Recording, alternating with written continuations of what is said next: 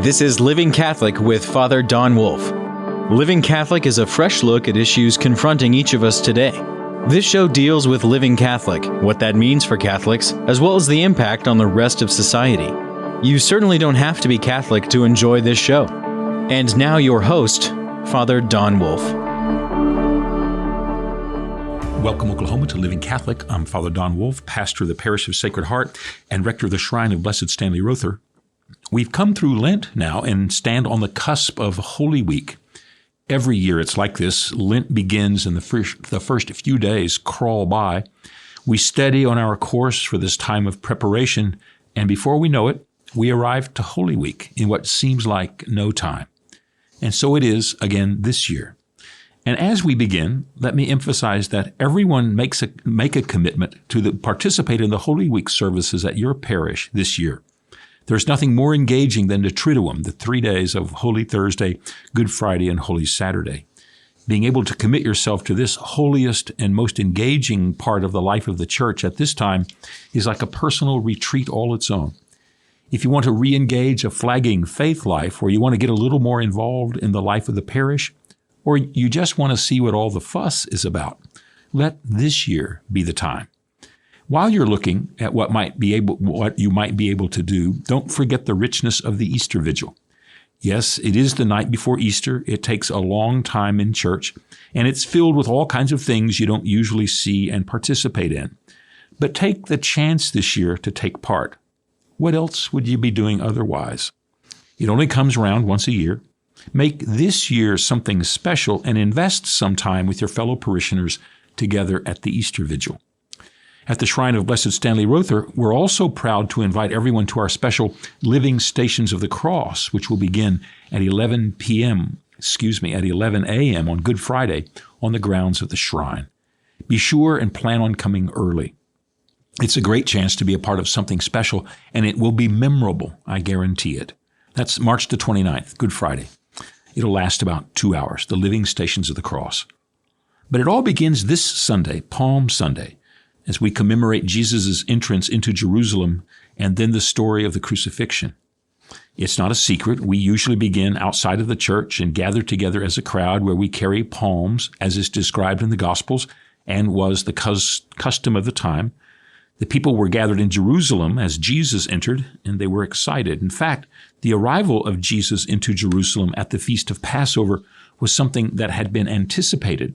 Seeing Jesus enter turned the crowd that was already gathered there for the holy days into an electrically charged, seething mass of people who could hardly wait to see what would happen next. As described in the Gospels, Jesus' reputation had been growing all through the time he was working his miracles and traveling through the outlying districts, preaching. Even in the first century, people couldn't keep the news of such extraordinary things happening from spreading everywhere. It says at the beginning of Mark's Gospel that when people began his healing ministry, people brought out their sick from all over that they might be prayed for by Jesus and he might heal them. Everyone, it seemed, had begun to pay attention to what was going on with that young rabbi from Galilee. It would be impossible to keep news about him from being the first thing on the lips of people everywhere. How could you not be excited about what he was doing? Certainly, it didn't take long for people everywhere to begin wondering what all the fuss was really about.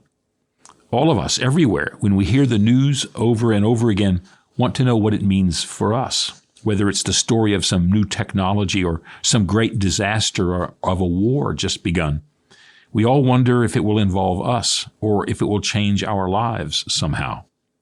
Sometimes we listen and wonder if things do change, whether it will make our lives better or whether we're going to suffer from things being worse. But in our ruminations, we're trying to figure out how the information we have fits into the world we're a part of. With all of the extraordinary healings Jesus performed and the great preaching he delivered, the people all over Judea were beginning to wonder if something truly new was among them. And rightly so. After all, Jesus didn't just perform miracles and multiply loaves and fishes for no reason. As he kept explaining, he was there to inaugurate the kingdom of God.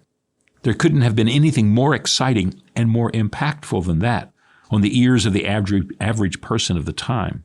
Hearing of God's kingdom especially in the light of the extraordinary events of the time, made everybody's heart skip a beat. And Jesus was the one who was prompting it. The words came from his mouth at the very time he raised his hands to heal the multitudes. Now, this was an old theme that rang in the ears of the people. At least the talk about the kingdom of God was something batted around over and over again all the time. Judea was occupied by the Romans and governed by the descendants of the Maccabean rebels who had taken over following the Greek occupation of the territory. The Romans had followed on their conquests and had completely compromised the ruling family, so that while the government was more or less local, Rome and its governor really ran everything. The experience of this on the part of just about everyone was real hatred of their own rulers and of the satraps in the governor's palace and the emperor in Rome. It was tough being in Judea at the time, and the folks there longed for change. It's hard for us to place ourselves in their experience exactly. We all know what it's like to long for change, but to long for it so badly it seeps into our bones, that's not what we know. We mostly think of changing the people involved in the misgovernment we see.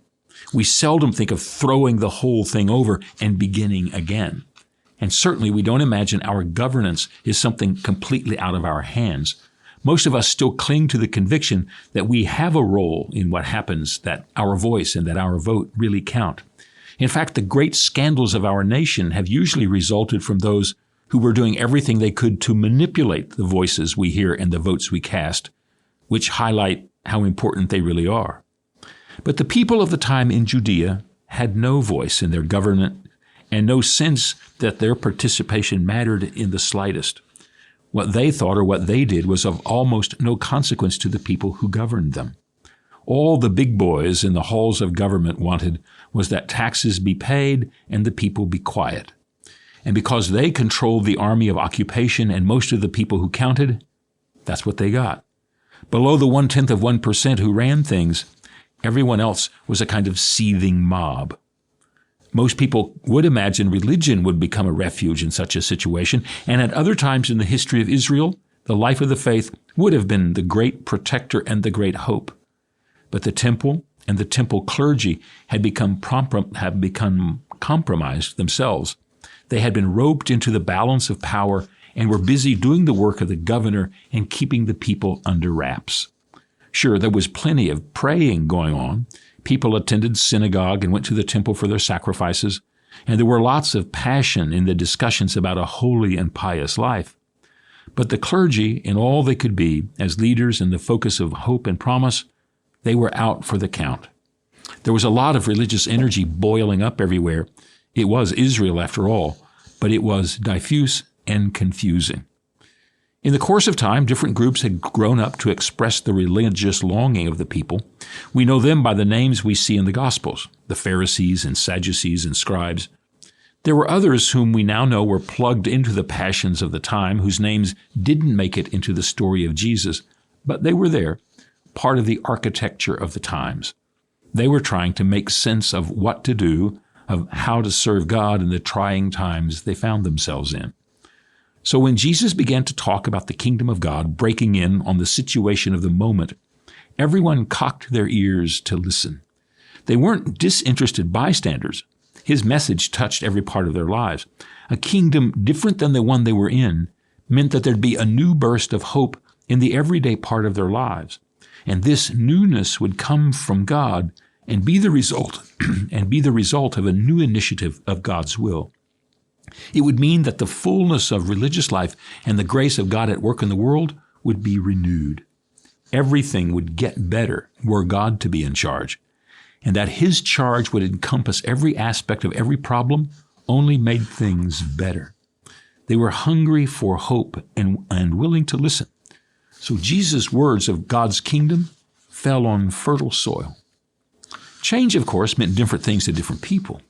For those who were in charge, change was not particularly good news. They were used to being in charge after all. Renegotiating their place in a new arrangement would be both tiresome and troubling. After all, there'd be no guarantee that events and decisions would break their way. Even when the division of power was uneven and unpleasant, If you have a part of what's there, the first instinct and the first response of the instinct of power is to hold on to what you have. We get a sense of this when we hear about people in our day talking about the end of the world. Mostly we don't believe them. The world has been chugging along in all of its brokenness for as long as anyone can keep track of. Predictions of its ending or its changing come along pretty often, but real apocalypse doesn't come along much often at all. But every once in a while, one of these messages hits home, and people begin to panic. They wonder, what would happen if the world I know were to end? And discomfort ensues. If you live as most of us do, having made peace with the world you're a part of, any news that things are going to be turned upside down is pretty bad news all around. If the arrangements of the world are to be picked up, shaken, and then poured out, no one knows where he'll end up. And there's nothing more terrifying than that. But if you're on the bottom, if you've had everything taken away from you, if there's nothing here for you, then the news of the world turned upside down is good news in every way. It was much the same in Jesus' time. Those who had a stake in the world as it was, however little it may have been, didn't want to see the tables turned over and the dishes broken. They wanted stability and peace. With that, they could get along in life.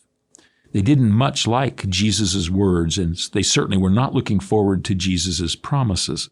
In fact, the more they could keep Jesus at a distance, the better off they were going to be. The large body of people, however, who had no stake in the system they suffered under, and this was 99%, they were hungry to hear of the promise Jesus spoke of. No matter what might be involved, they wanted to know that there was a hope to invest in. The Romans were especially anxious about the emotions raised at all these levels. They were in charge, after all, and seething emotions were nothing to sniff at. What is more powerful than the conviction that God is at your side and that a new age is being brought about at the moment? Already there had been talk there in previous years about rebellion, and no matter how much the occupying powers tamped down that kind of agitation, it spread out again like an oil stain on water. It was not to be controlled. They didn't care a whit for Jewish religion, and they certainly were not on watch for the Messiah.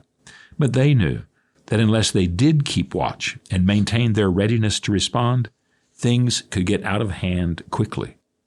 The governor was especially concerned about these things. He was a wily politician, after all. That was the reason he had reached the pinnacle of power in the region. More than anything, it was his interest to keep the peace. For everyone then, the news that Jesus was approaching Jerusalem was electrifying. Everyone was anxious to see what would happen. Tensions had been building for a long time with the news of Jesus diffused throughout the area. The Romans knew there was a great holy day approaching, and that meant lots of people crowding in on Jerusalem. The Pharisees and the Sadducees knew that this talk of God's kingdom would catch fire among the people on the street. And those connected to the temple and to the government knew things could get out of hand easily. And the average person on the street was as interested as anyone could be to see what might happen once the holy days started. After all, what was the Passover except the memorial of how God had acted to save his people from slavery and injustice? If there was to be a new kingdom come along them, then what would be a better time for it to begin? And who better to begin it than this rabbi, who had talked about it repeatedly throughout his whole ministry? So all of Jerusalem was abuzz when they found out Jesus was to arrive. Crowds, though, are fickle things. That has been a staple of human sociology for as long as people have been around. St. Augustine wrote of a friend of his who had been serious about trying to live a better life, more in line with the faith. As part of this, he endeavored to stay away from the Roman games in his town. They were, after all, filled with blood and gore and killing. All of this was contrary to Christian charity and faithful goodness. One day, Augustine describes, his friend had gotten an invitation to go with his friends to the stadium. He felt like he couldn't turn them down, but he promised himself he wouldn't watch and he wouldn't get involved in things. He'd stay distant from it all. But as the games began and the animals ran out onto the sand of the arena, the crowd began to roar. As they did, this young man heard the cheering, opened his eyes, and at that moment was captured again by it all. His resolve had evaporated in the steamy cheers and easy noise of the place. We all know what it's like. If somebody took a picture of your face at an OU football game, the moment OU scored in the final seconds to win the OU-Texas game, you probably would hardly recognize yourself. You would be caught up in the crowd. Everything about you would be distorted from your everyday face. The normal, staid existence is carried away in the crowd. A whole different part of ourselves emerge. In fact, that's exactly why we like to go to the games. They take us out of the everyday.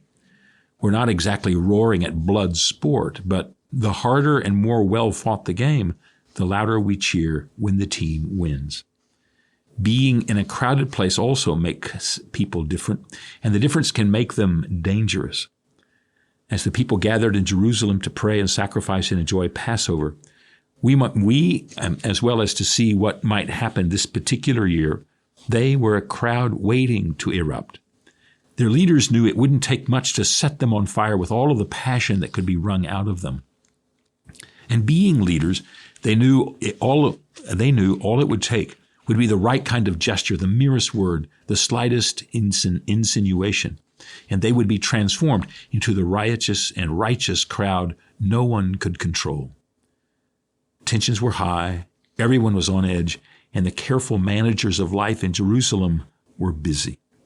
Mostly, they were busy making sure that if something untoward happened, they could either tamp it down, although that would be unlikely, or they could push it in a direction in which they could hope to maintain the control of the outcome. In this, they were not especially evil or especially devious. Leaders do this kind of thing all the time, including in our time and place. That's why they're leaders, and that's how they got to be in those positions.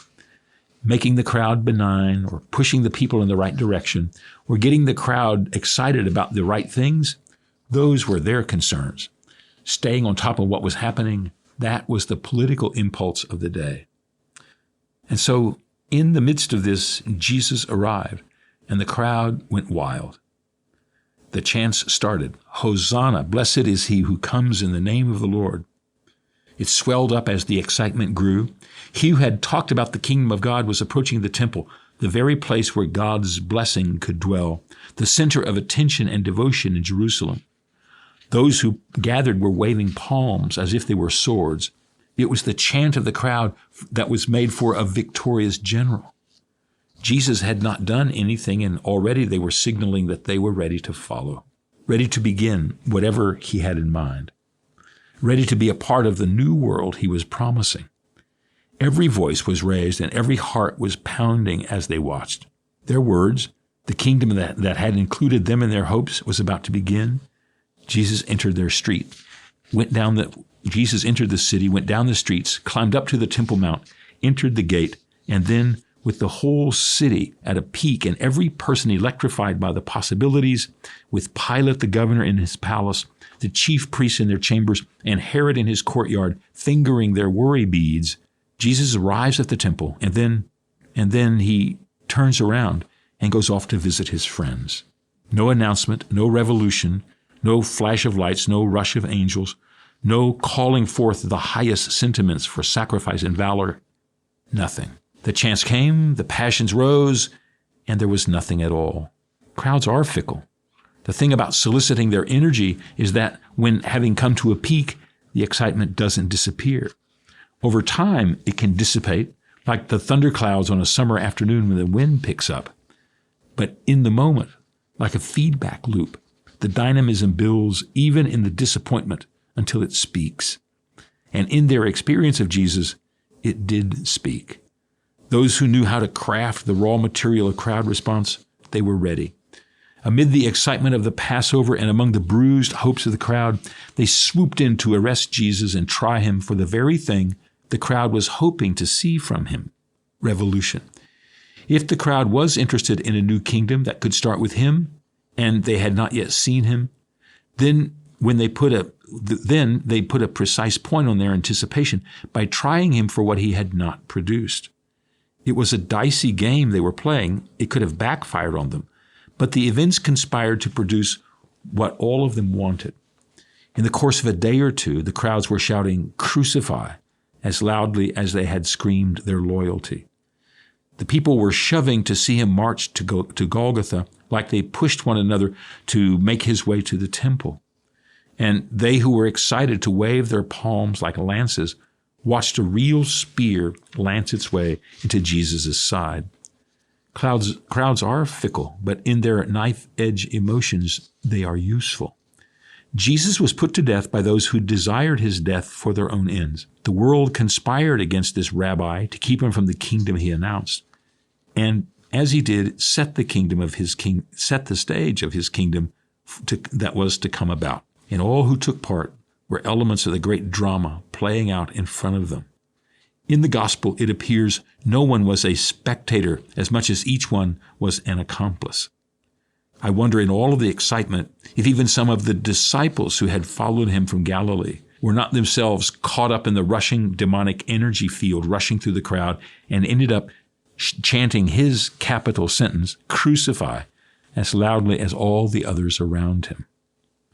When Jesus appeared to them, they certainly had to hear his shalom to them first before they could hear anything else.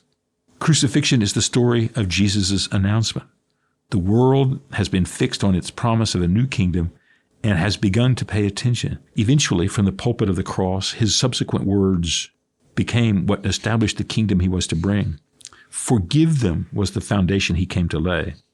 All that has been built since Good Friday afternoon was laid down there.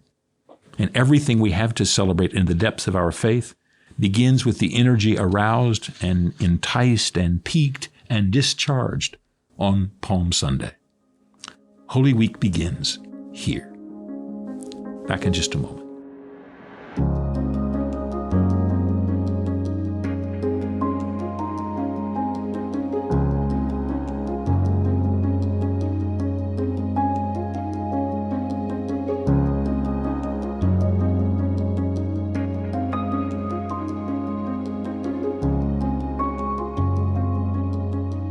Welcome back to our final segment, Faith in Verse. We have a poem today called On the Tennis Courts. The tennis courts are busy again with balls bouncing everywhere. With the coming of spring's warming sun, the weather is now turned fair. It's the great leisure we enjoy freely in our time and place, so profuse and supported, we hardly notice our embrace. There is so little workaday sweat demanded now of us. Having the prospect of an active life is here a sure plus, and is a blessing, truly. We are indeed created so. To move and run and stretch is to allow humanity to glow. We dimly see it, although without much startling insight, know that our bodies are a true source of wisdom and of light. Since we so easily worship on the courts in our arenas, paying oblique homage to the one who created and redeemed us. Our unconscious honoring of the beauty of our bodies, hope, makes the clearing courts of spring cathedrals in their scope, and permits us to pray easily, as our fathers did in days gone by, allows us to turn our enfleshed souls toward where all holiness lies. If we could only remember that, on the tennis courts now cleared, love, love is the message that, at the end, we long to hear. That's On the Tennis Court.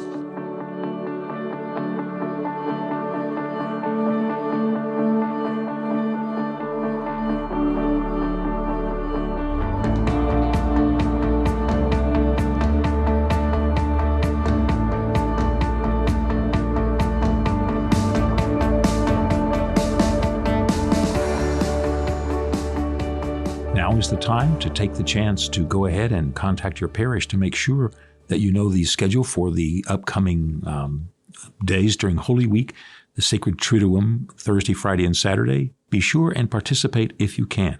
We'll hope to see you soon on Living Catholic. Living Catholic is a production of Oklahoma Catholic Radio. To learn more, visit okcr.org.